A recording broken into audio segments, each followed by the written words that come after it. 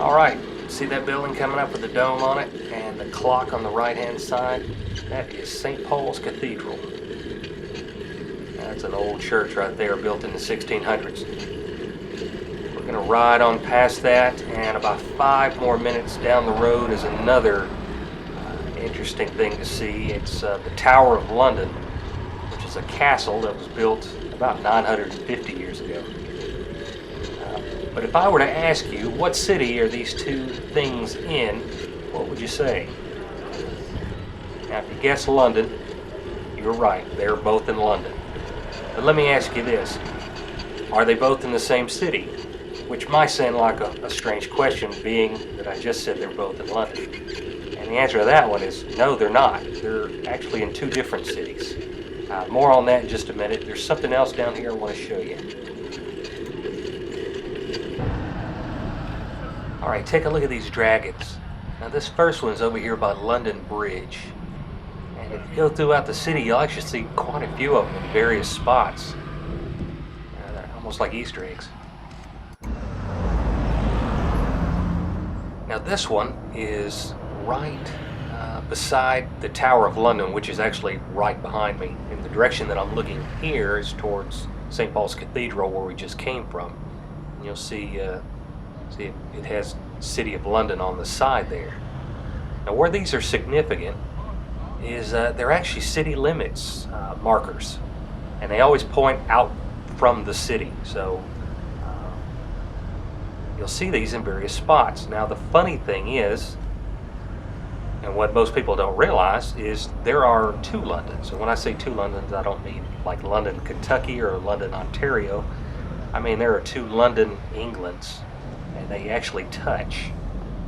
What's odd is both of these cities have their own police force, their own mayors, their own set of laws, their own council members, and whatnot.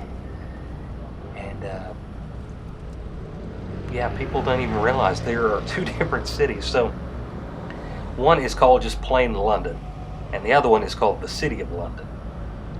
And I'll try to edit in a map when I get back home, but what you might notice is the smaller of which is the City of London, and it is totally surrounded by London. And it is unique in that that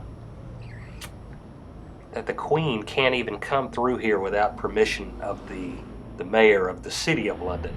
It's kind of like a set of land that William the Conqueror, when he came in, gave the people and said, you can be semi-autonomous just as long as you agree to recognize my authority. And it's been that way for the last 950 years. It's about a 1 square mile section, and can create quite some issues at times, because if you read back the Jack the Ripper murders, Jack the Ripper was actually zigzagging across these boundaries, making it difficult because the police weren't allowed to go into the other city because they didn't have jurisdiction, and it hampered the investigation somewhat. But anytime you see these dragons, make note that is the boundary to the City of London. And this last one is in front of the Royal Court of Justice, which is like in the United States, that would be like a federal court. Anyway, thought this was interesting, and we'll pass that along. So if you ever come out to London, or if you have friends coming out to London, ask them which one they're going to. Might throw them for a loop.